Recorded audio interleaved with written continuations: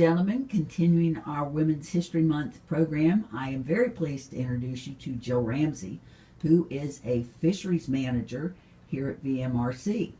Jill, please tell us about yourself and how did you get into fisheries management? Okay, I'm originally from New Jersey. I studied marine biology at Roger Williams University, which is in Rhode Island. In 2008, I moved down to Virginia.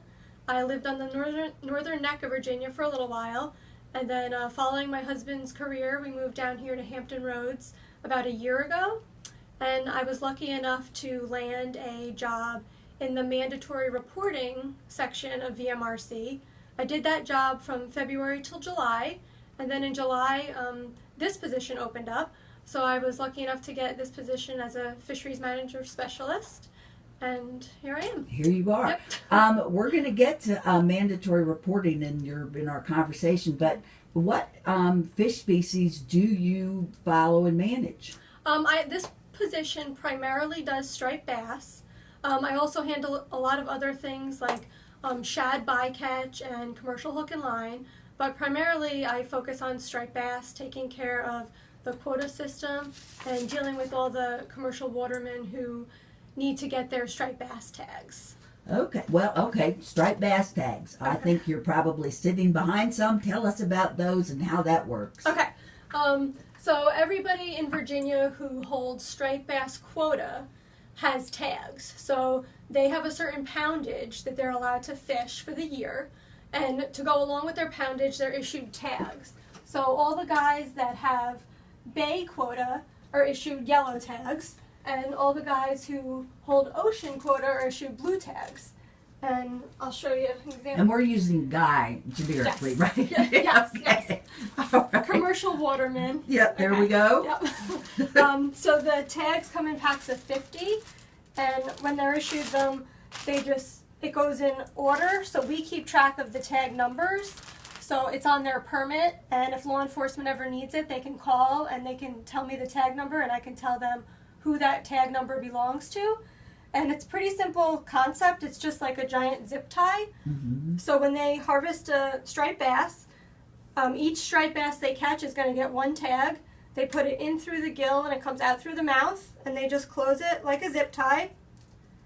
And every striped bass that is sold in Virginia has to have a tag. So if you go to Kroger or your local seafood market and you see striped bass fillets, a lot of times you'll see the tag laying next to it, and that is why. Because every striped bass sold commercially has to have a tag. My gosh. And do all of the licensees get the same number of tags, or are there different? No, it goes by the quota, so by how many pounds they have. So a person that has 1,000 pounds of quota might get 200 tags. A person that has 500 pounds of quota might get 100 tags. It just depends on the size fish they're catching. We use an average, and that's how they're issued the tags. And how does the commercial and the recreational sectors different when it comes to striped bass and tagging? The recreational, it does not have tags. Oh, okay. The commercial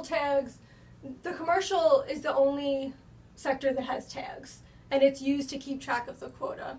Recreational just works by size limit and limits. And do they have mandatory reporting for the recreational anglers? The only thing that's in place right now is there's trophy striped bass reporting. The trophy striped bass season starts in May, and starting last year on the Saltwater Journal, we instituted a mandatory reporting. Mm-hmm. So they have to have a permit in order to fish trophy striped bass, and with that permit comes a mandatory reporting requirement.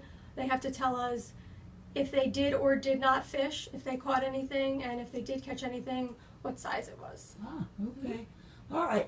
What is it that you like most about your job, Jill? I think the interaction with the commercial watermen and my colleagues.